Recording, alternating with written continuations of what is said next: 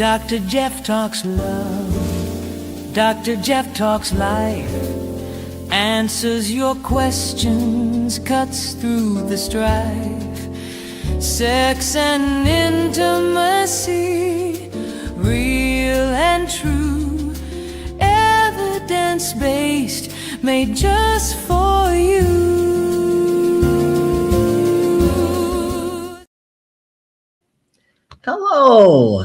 Hello, and welcome. Welcome to Dr. Jeff Talks about sex and intimacy, where we explore the science, the psychology, and the lived experience of connection in our relationships. I'm your host, Dr. Jeffrey Albaugh. Today, you're joining us for episode 70. That's just crazy. Episode 70 is on moving past bad marriage advice, what actually works for couples. Whether you're watching live or whether you're listening to the recording later, every single moment of your amazing life matters, and I count it a true blessing and a gift to have you here present to improve your life. I sincerely thank you for being here, and I just want you to know that you are the reason that this podcast exists. So thank you for being here. We are connected across so many platforms. We're on Facebook, we're on YouTube, we're on X, we're on LinkedIn. If you're joining on X, pop over to one of the other platforms, including StreamYard, and you can give us your questions. And if you are a Facebook person, do us a favor, follow us. The more people who follow us, the more we can do on Facebook. We appreciate our followers on all platforms, so thank you. Visit the website. If you haven't already, the website is chock full of every single one of our past episodes. After tonight, there'll be 70. Number 70 will go in there. So you can watch any episode from the past. You can pull up the calendar and see the amazing, awesome guests who are coming on in the next couple weeks. We're booked all the way through July. And we've got all kinds of great people coming on to share their expertise with you. So go to the website. You can take Dr. Jeff where you go. If you're working out, if you are on the road, whatever you're doing, take us with you. We are streaming. We are on iHeartRadio, Amazon Music. We're on Spotify. Wherever you are, we are. So if you're working out, you can work out and learn more about sex and intimacy. So please take us with you. As I always do, I'd like to remind you the mission of this podcast is very simple. It is to empower and to enlighten you with the scientific evidence-based information that improves your sexual health, that deepens your loving relationships, so you can live this one miraculous, wholehearted life more fully and with even more love. So today, there's no shortage, if you haven't noticed, there is no shortage of marriage advice out there. Gosh, friends, family, social media, even well-meaning professionals all offering guidance on what exactly couples should do, right? What should you do? But what happens? What happens when the advice doesn't actually help? Or worse, what if the advice leaves couples feeling more disconnected, even frustrated, or even misunderstood? Well, in today's episode, we're taking a closer look at the gap between common marriage advice that you may hear and what truly works in real relationships. So joining me is Monica Tanner. She is a relationship coach and an educator who helps couples move beyond one-size-fits-all advice and into approaches that are practical, grounded, and effective. Together, we're going to explore how to let go of unhelpful myths or advice and build skills that support deeper communication. You know how we always focus on communication here, more intimacy, and lasting, meaningful connection. So Monica Tanner is a relationship coach certified in both relational life therapy and sex therapy, and the author of the best-selling book, Bad Marriage Advice. And her work is dedicated to helping couples create more connected, intentional partnerships. That's important. With a focus on practical tools and real-life application, Monica guides individuals and couples in moving beyond outdated or ineffective relationship advice towards strategies that foster communication, emotional closeness, and mutual fulfillment. Through her work, Monica emphasizes that strong relationships aren't built on rigid rules, but on understanding, adaptability, and shared growth. She's passionate about helping couples feel more empowered, more aligned, and more deeply connected in their relationship. So I am very excited to welcome my guest, Monica Tanner. Welcome to the show. Thank you so much, Dr. Jeff. Thanks for having me. I'm excited to be here with you today. I loved your book, and I am looking forward to you sharing and us chatting about this wonderful book. So let's jump into the presentation. Let's do it. All right, here we go. So, this is our topic. I think it's a really good one. And you dedicated a whole book to it, right? Tell us a little bit about how did the book come about? Yeah, I love this question. Thank you so much for asking. I actually wanted to write a book forever and ever and ever, but I just was like, I just didn't have the right just motivation for it until my oldest son, who was 21 at the time, called me and said, "Mom, I met the girl I'm going to marry. I'm going to propose next month." And I was like, oh my gosh, I started to panic. Have I taught him all the things he needs to know to do this? Marriage is no joke. And so I sat down to write him, kind of just a love note from mom to son. And it quickly turned into this book because what I realized was that as soon as he announced he was getting married and they're so young, everyone was going to have advice. And I remember from when my husband and I got married at 22, so I didn't have much of a leg to stand on. When we got married at 22, everybody had advice, and some of that advice turned out to be really, really bad. And so I wanted to save my son and his beautiful wife some of the heartache and anguish that came as we kind of tested all of these pieces of advice. And so you pulled out some really, really good ones, and I'm excited to chat with you about those today. Okay, so let's jump in. And so basically, tell us a little bit about the book. I kind of put some of the chapters and the myths in there. So tell us about the book. Yeah. I mean, basically, it's if you imagine, there's the note cards that they put out at the bridal showers, and everybody writes their best advice, and then people come through the receiving line on on the night of the reception, and everybody has this well-meaning advice. Absolutely wonderful. People that have been married for a long time that are happy, they all have something to say about how to make a marriage work. And for you, Dr. Jeff, congratulations on 40 years, right? My Yeah. husband and I just celebrated 24. Wow. And, it took us a while to figure out, but some of this advice was like the exact opposite of what we were actually going for in our marriage. And I'm not saying that all of the advice has always been bad. My guess is that, at some point, some of this advice was helpful. But Mhm. we expect more right now from modern marriage than we ever have before. We want our partners to be our best friends, our adventure buddies, our longtime lovers, somebody who challenges us, somebody who supports us, somebody who sees us in all the ways. Intimacy has never been more important than it is right now. And so a lot of that advice just falls short, and there are better ways to do it. So in the book, I tell you a piece of bad marriage advice that either I or many of my clients heard growing up or right when they were getting married, right? And then why it's not good advice and how to do it better. And each one of these chapters contains a skill for communicating at a higher level than is required for the kind of cliche marriage advice that people love to say. It rolls off the tongue, it sounds good initially, but then when you really try to implement it into a real marriage, it falls flat. It's so funny, and you can see from from what I put together, the word platitude just jumped out at me. And I, like you said, it's not to negate that these well-meaning people are not trying to help you and give you really good advice. And some of the myths that you hear, you read it and go, well, that doesn't seem like a bad thing. And it's not necessarily that it is, but it's not always useful. So that I kind of defined it as unuseful. It's overused, and they're just sayings or advice that actually sometimes can cause damage rather than help.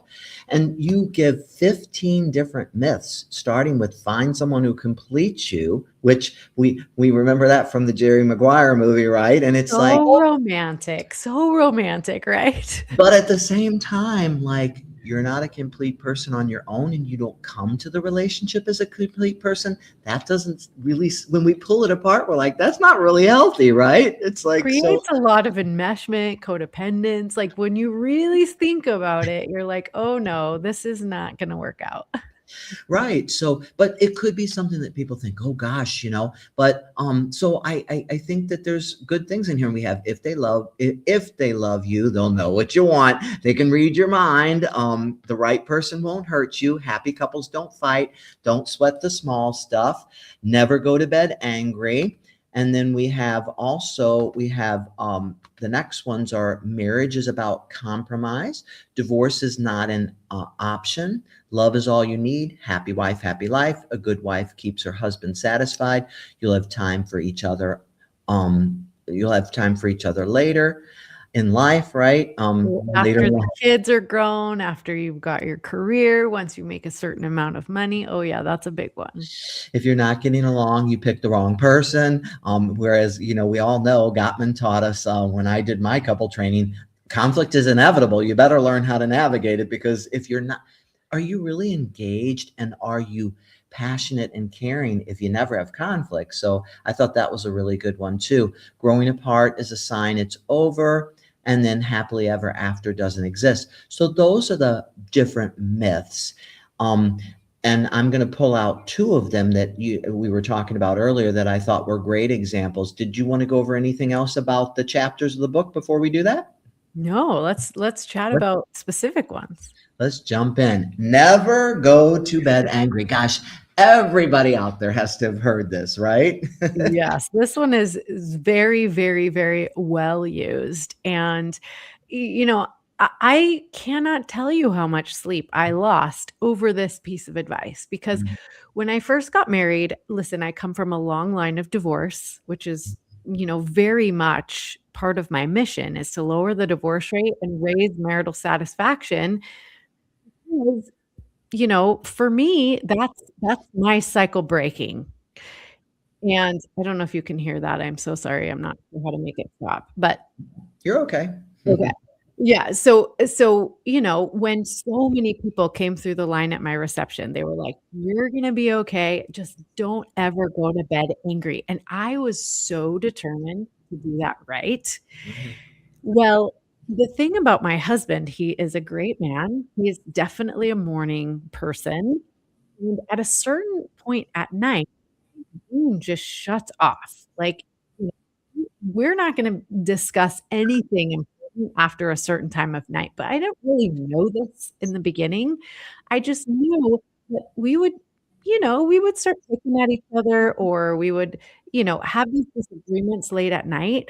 And I would want to stay up literally late into the night working this out. And my husband, on the other hand, would just roll over and start snoring. And to me, I was like, oh my gosh, he doesn't care about me. He doesn't care about this marriage. He's going to leave me. He wasn't listening to the advice. Like, what am I supposed to do? And I would just panic would strike me. And What's so funny about that, Monica, is that I think what the intent of the device was, don't carry the anger forward with you, resolve it. And the exact opposite was happening, with what you're talking about. And because again, and it's exhausting what you were going through, right? And it's like, and maybe that night, staying up till 2 or 3 is not a great idea to try and resolve the issue. But I think the intention was probably, don't carry the anger with you. But what you did was, of course, you were like, wait a minute. It's like, how do we resolve this? Well, on some nights, yeah, I mean, I would just start bawling, crying. I would write in my journal. Sometimes I would wake him up and I would be like, "We're not supposed to go to bed angry." And his response was, "I wasn't angry until you just woke me up." I was like, "What am I supposed to do?" For sure, for sure. So, I'll tell you how I learned a better way. And that was after years and years and years of lost sleep. I will tell you, many, Mm, many, many sleepless nights. I finally realized that my husband, there's no possible way because of what he experienced growing up that he could possibly understand what was going on inside of me when he mm, rolled over and went to sleep. So I wow. remember one night, it wasn't like a big argument, but he rolled over to go to sleep and started snoring. And the panic started to rise within me, and I knew I wasn't going to be able to sleep. And so I just kind of like, tink, tink, tink. Can I tell you what's happening to me now as you're, falling asleep? And he's like, sure. So he sits up and I'm like, all of my biggest fears literally become larger than life when I don't get to like have any type of resolution on what just happened. And he's like, okay. And so I start telling him about my experience and my grandpa and my dad, they walked away and, all of these abandonment issues and he's like, oh, and I'm like, my biggest fear is that you don't care about me, you don't love me, and you're just Mm, gonna walk away from this. And he's like, oh, he's like, well, I love you and I'm not going anywhere, but right now I just really need to sleep and get a new perspective on this. So I promise we'll talk about it in the morning. And I was like, okay. I'm like, that is so awesome. Can you just maybe say that next time so that, I just have that little piece of reassurance that you actually do love me and you're not going anywhere? And he's like, sure. And so for years, what would happen is, we would get into it. We'd get to some sort of scuffle late at night, and he'd say, I love you. I'm not going anywhere. But now I'm going to go to sleep, and you should too. And I was like, okay. It was just enough for me to be able to settle down my nervous system and be able to actually get some sleep. And here's what happened in the morning. mm, This is where all the trust and all the resilience was built because in the morning, he would wake up before me because he's a morning guy and he'd wrap his big, strong arms around me and he'd say, I'm so sorry we fought last night. What do we need to do to make it better? And half the time I'd be like, oh my gosh, I don't even remember. Let's just have a great day. And sometimes I would be like, okay, well, this is what really hurt my feelings. But it was like such a beautiful opportunity for repair, which mm, probably we'll get into in the next one. But there's not a lot of effective repair that's going to happen at 2 o'clock in the morning when you're both absolutely exhausted. So I use the acronym HALTS. I'm not 100% sure where it came from, but if you're hungry, angry, lonely, tired, or stressed, take care of that first. mm. Tired is a big one. If you're too tired, take a break, get some sleep, and look at whatever's happening with fresh eyes in the morning. But the key is to actually return to it and repair. And that's so important. And we see that oftentimes on the show, I talk about Gottman because I studied with the Gottman Institute and they studied thousands of couples for over 30 years. And again, that's what they say. Taking a break can be a good thing, but you have to come back to it and you have to have a plan to come back to it. So all of it fits perfect with the research too, what you discovered inadvertently. So again, back to the slide, what I think is what's important is that why it doesn't work is it's exhausting and you don't have the bandwidth any longer to work on it, right? And so then you make a plan to come back to it after you both have a little bit of a respite, which is a really good idea. And again, these are things that are based in evidence. They're real. They really do work. I know sometimes you think, well, is that okay? The fear is, and your husband, I love how he reassured you, we're going to come back to it. And then he did come back to it and started from what a great space to start with. I'm sorry that we disagreed and we fought. My opinion's still valid. Your opinion's still valid, but I'm sorry we disagreed. And what can we do to make it better? Repair is immediate almost with that. So that's kudos. That's really good. So You can choose the time apart to reflect and cool down. And then, of course, remain curious about your partner, about their equally valid perspective, and believe what they think about it is just as valid as what you think about it. Yes. And I think that the reason why people get so passionate about this piece of advice is because it does have roots in the Bible, right? They say, don't Mhm. let the sun set on your anger. So people get really, really, fixated on this never go to bed angry. But don't let the sun set on your anger is really, to me, it means you don't want to not have a repair conversation. The repair is what's important, and that is the point. Don't let the sunset on your anger means don't let it go unrepaired. Exactly, unresolved. Because we know those unresolved perpetual issues, oftentimes it's all these little things, but when you look under them, it's the same thing, right? Mhm, And so mhm, those unrepaired, unresolved issues are what are causing couples ongoing problems. A mhm. great example. And so we just talked about one of the myths and how she debunks it. And again, not saying it has no worth at all, but just Right. saying here's a better way. And here's another one. Love is all you need, just like the Oh, song the says. Beatles, who are all divorced, by the way. Right. That does say something. Yeah. So we both know love is super important, but it's not going to automatically and guarantee that you're going to have effective and good communication, that you're going to know how to resolve conflict, or that you're going to have lasting happiness just because you love each other. You still have to put work into it. Absolutely, absolutely. And the thing about, I think, love, communication, all of these things that are required to really create, or I like to say co-create Love it. happily ever after is like any other skill. If you want to learn a sport, you want to get good at playing an instrument or learn something new, you might have to start as a beginner. You're going to be bad at it before you're good at it. But what makes the difference is, are you really prioritizing this thing? And are you learning the skills required to be better at it? And so if you want your relationship to succeed, it goes beyond love. It goes to commitment. Am I committed to learning how to do this well? And that means the skills of communication, the skills of repair, the skills of emotional regulation. All of those things are paramount to co-creating your happily ever after love story. Definitely. I love too how you use the word intentional a lot. And that your intention, that you put intentional effort, that you make time and space for it. And then, of course, people are always like, well, we don't really know how to communicate, but that's a skill building thing. And there's so much great information about how to communicate better, using eye language, doing different things. There is awesome information about there how to do it. But here's the thing that's interesting. I don't know if you found this, Monica, but I find with my couples, they're like, but it feels awkward. It feels weird. But I always remind them what you're doing isn't working. Are we all Mhm. in agreement of that?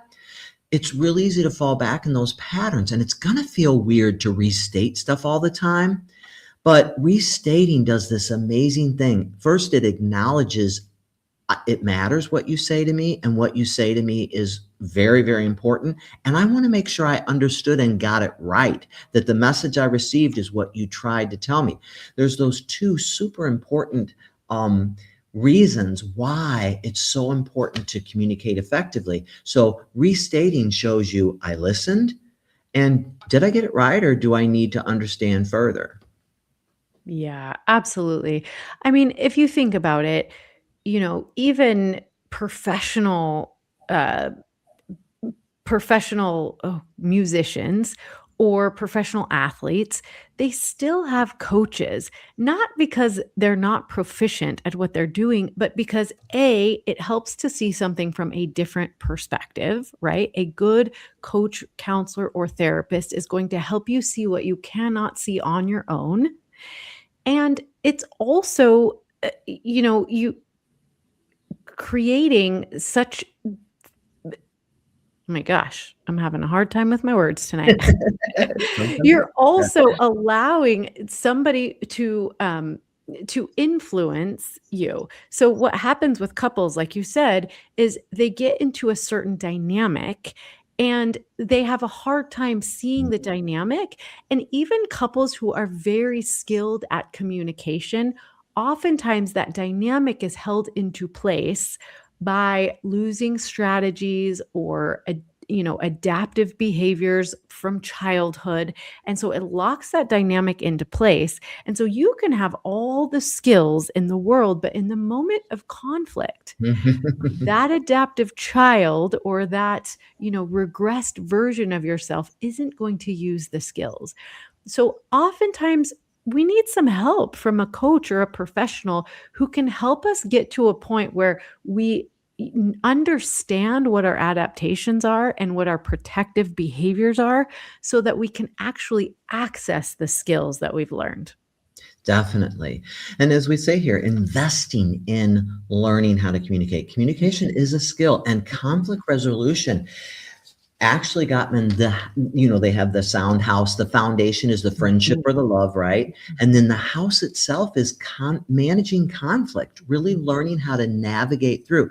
Because when we're passionate people, I can tell you and your husband are passionate people like my wife and I, and we're different people. You didn't marry yourself. But the beauty of that is you have this whole different, amazing perspective that you never would have had. My wife is such a detail-oriented person. I'm such a big picture person. Sometimes we'll walk out of the room and be like, were we in the same room? But I would never have gotten the detail that sometimes saves us in a circumstance. And she wouldn't have necessarily got the big picture because that's not how we see or view things. So it can be incredibly liberating to have that other view and that other perspective to help guide you to better places if you're open to it and you're curious about it. So even though love is the foundation, skills and habits are the structure that make a relationship really last. Yes. And like you said, two perspectives always better than one. You're going to see more of the picture with two different perspectives. I love to say about my husband and I, because we are so very, very different. And I get a lot of couples who are like, we're just too different. And I'm like, for my husband and I, it is our differences that creates the passion in our marriage and navigating those differences that creates the intimacy. So sometimes it just takes a little bit of a perspective shift to see those differences as strengths and learn how to respect each other's differences versus just be annoyed with them. For sure. And the thing is, a couple things that you said earlier that I think are really important. Now, yes, I have been married 40 years, but the thing is do my wife and I drive each other crazy sometimes? Of course. I tell my patients all the time, I teach these skills, I understand them, I know how to use them, but I suck at them sometimes because, like you said, when that inner child takes over or that upset or hurt takes over, a lot of times the skills can go out the window temporarily. And then you come back to your skills. You do your repairs and apologize, and you own what you did, and you move forward. And that's what works. So don't think that like we're so great at this and Right. we're not. You learn this through challenges in your own relationship. And that's how we all learn a lot of this. Oh, yes. Marriage is definitely a learning lab for me. And I'm upset. I tell a lot of stories about how I get it wrong. So, but my saving grace is my repair skills, right? So my husband and I can get very off track very quickly, but we also have the skills of repair. And so that's, just like anyone else, that's what saves us. Definitely. Owning it and then repairing it. Definitely. And that's the thing. Even like you say, I know there's this tightrope. We have couples who are constantly throwing out there, if you do that again, I'm divorcing you. And so that's always dangling over your head, which is not a good place to function from. But at the same time, if you're like, well, that's off the table, like you say in that chapter, that's not really okay either. What I try to tell my couples to reframe it as, I'm not going anywhere, but this is completely unacceptable and has got to change. And so I think that's really important. But I do think that everybody needs to know there's certain things in a relationship that are never okay. Any kind of interpersonal violence, a lot of things that are not okay. And often we take out on the one we love the most. We give them the worst of ourselves because we've had a rough day, or we're upset, or we're frustrated, and they bear the brunt of it.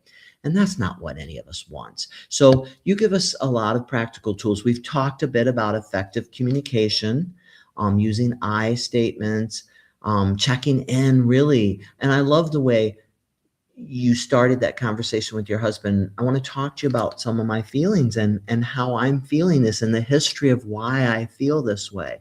That was a great example of how to do this. Open, honest, respectful dialogues.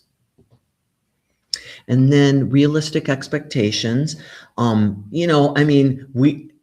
life is not a movie. Movies are not real, and so what you see there is not necessarily going to be realistic. So really looking at conflict's going to be inevitable. How do we have growth and change within the marriage while being flexible and adaptive to that change? And then those intentional connection rituals. And these are, I always tell my couples, every day, sometimes every moment, you make choices for or against love in your relationship. Mhm. You get yourself a coffee before you come home. Did you think about your spouse? The most basic thing in the world, going to the bathroom. What did you do with the toilet seat when you were done? Because if your mate is of the opposite sex, and may or may not be, or do they prefer it up or down or whatever? Everything we do affects the other person. So I think those intentional rituals, the choices we make every day.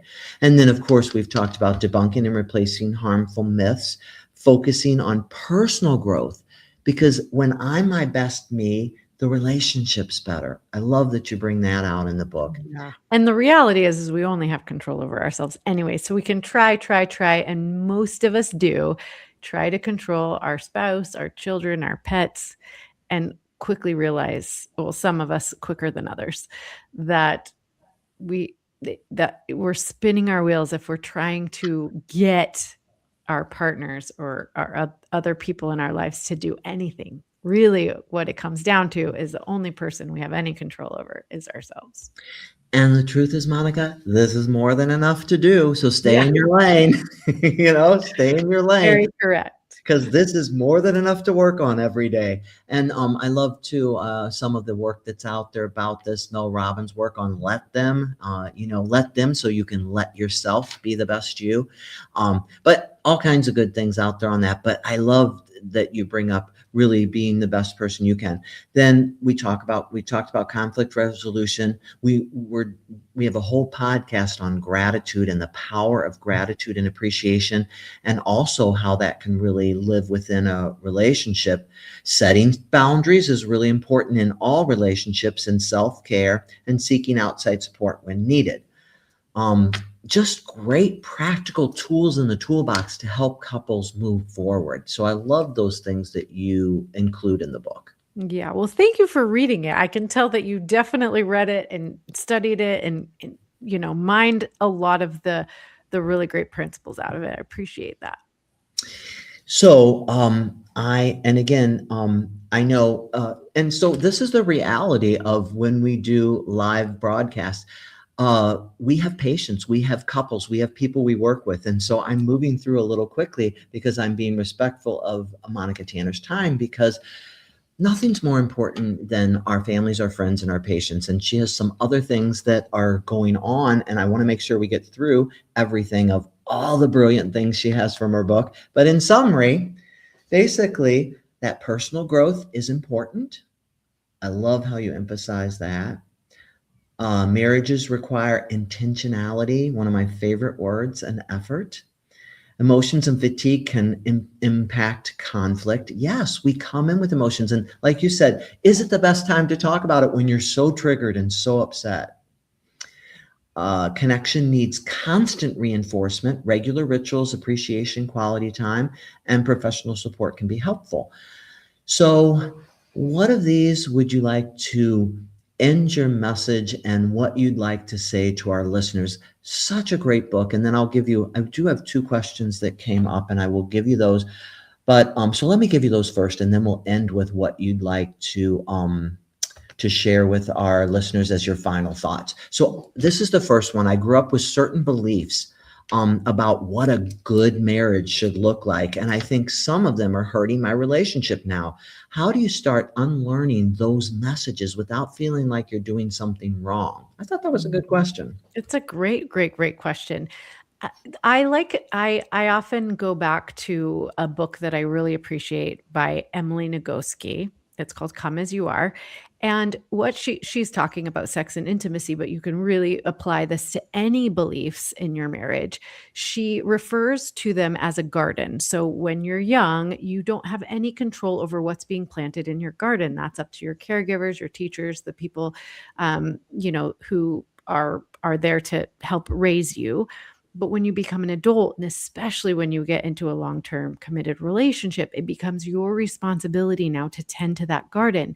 So we have to really go through and look at what's growing in this garden. Are they seeds that are nourishing, or are they weeds? And it becomes our responsibility now to pull out the weeds. Sometimes we have to pull out everything and rototill that entire garden and then replant the things that will actually feed our relationship and be nourishing to us. And so it's really important, you're not doing anything wrong. You're operating on the seeds that were planted for you before you had anything to say about it. So now, as an adult, it's your responsibility to go through and, is this serving my relationship? Is this nourishing? If not, it's got to go. And you've got to figure out what will. And those are the beliefs, those are the teachings, those are, really all of the things that made you who you are. So important. But now we've got to go through, and how do we really strengthen our relationship? What's important now? Definitely. I love the garden metaphor. And Emily Nagoski is a neurobiologist and is a colleague of mine from ASECT. And she wrote that amazing book, Come As You Are, and a great resource. And again, all science-based and all things that really are true. But I love that garden metaphor. Nurture your garden, but it's your garden now. Yes. You inherited a garden for sure. And it's got sometimes maybe even these 15 myths that may not be serving you anymore, and there may be wonderful things that serve you in the garden, but you decide what stays and what goes and nurture it. So I love that metaphor. Very well said. Second question, if a couple feels stuck and what they've been doing isn't working, what's one small practical shift they can make that actually leads to meaningful change? Okay. This is a great question. I think first and foremost, the shift that you can make is to default to curiosity. So the reality is everything that your partner does or says, even if you don't understand it or you hate it or you just think like, why is this person the way that they are? It always makes sense if you're willing to dig in deep enough.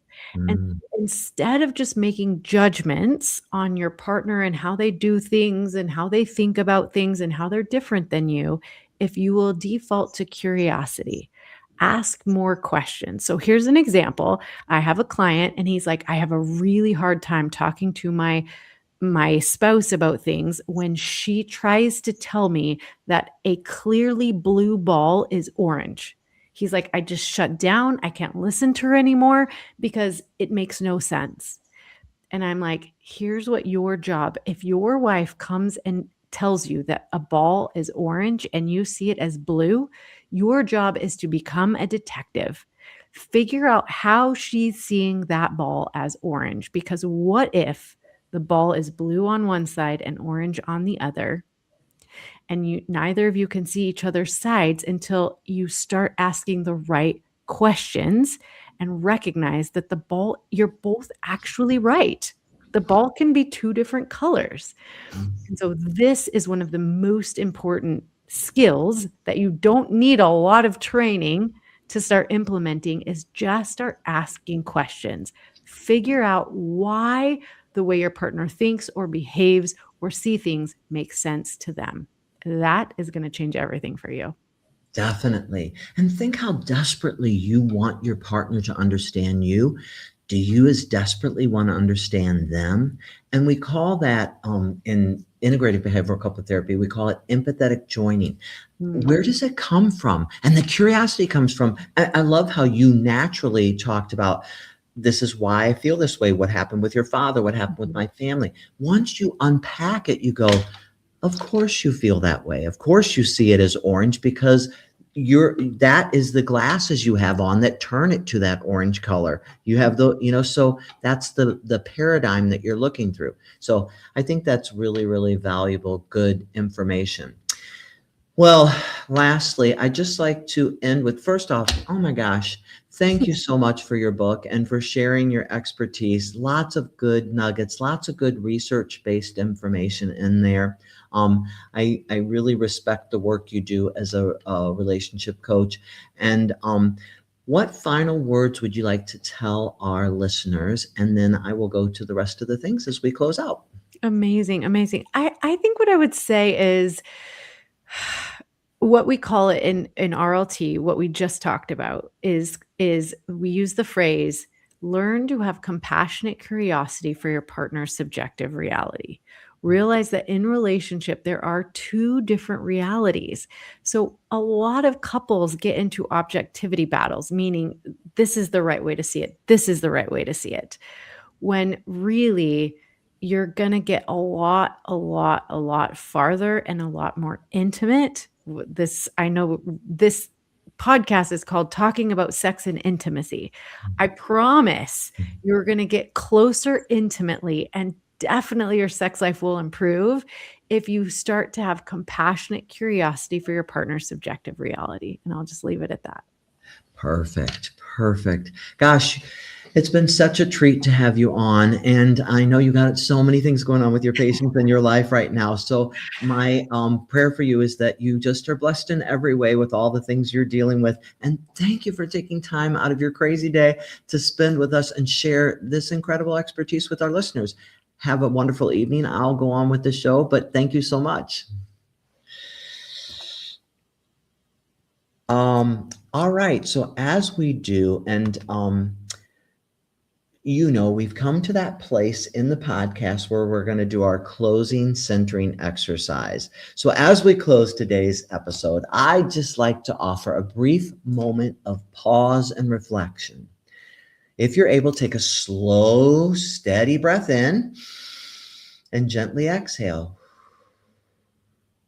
Bring to mind one piece of relationship advice you've carried with you. One piece of relationship advice you maybe carried with you. Something you've believed you should do in the relationship. Some piece of a relationship advice you're carrying with you, good or bad, whatever it is, just notice how it feels in your body. Does it create pressure? Does it create guilt or disconnection?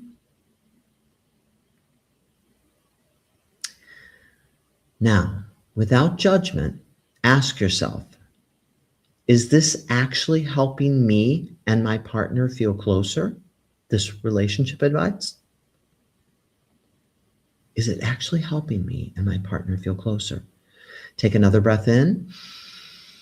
And as you exhale, imagine giving yourself permission to let go of advice that doesn't serve you or no longer serves you. Inhale and release anything that no longer serves you. Now instead, bring your attention to one small, meaningful way you can show up with intention in your relationship, perhaps listening more openly, expressing appreciation or gratitude, or being more present. Let that intention settle in. Take one more breath in and exhale. And when you're ready, return to your day grounded in the understanding that healthy relationships aren't built on perfect advice. There is no such thing as perfect advice, but on thoughtful, authentic connection. Let that settle in. Gently open your eyes if you've closed them. Readjust to the room. Okay, Vic, what's coming up next week on Dr. Jeff Talks about sex and intimacy? In this uplifting and transformative episode of Dr. Jeff Talks about sex and intimacy, Dr. Jeff and co-host Dr. Susan Kellogg-Spad are joined by Lena El-Khatib, a sex therapist, educator, and expert in cultivating erotic well-being.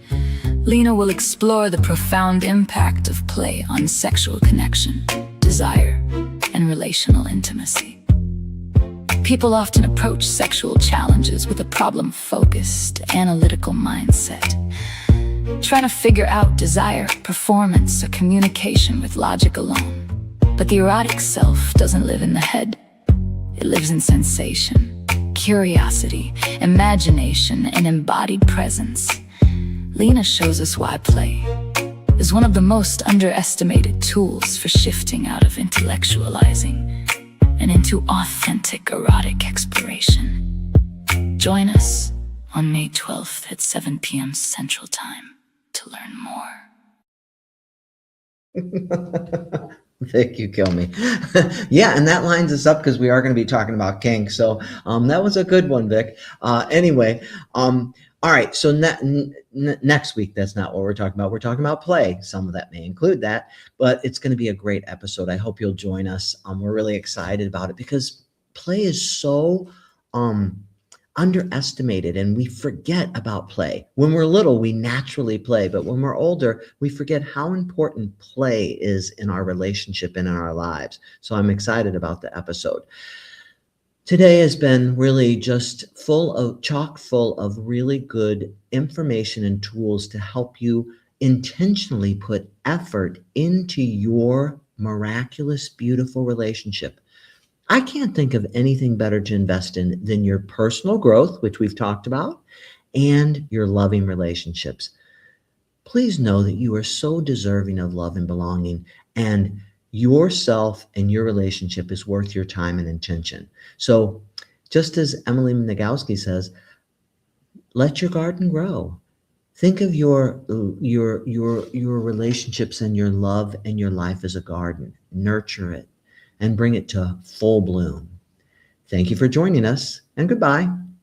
As Dr. Jeff talks about sex and intimacy, breaking down the science, setting your spirit free with stories, wisdom, laughter, and care. Connection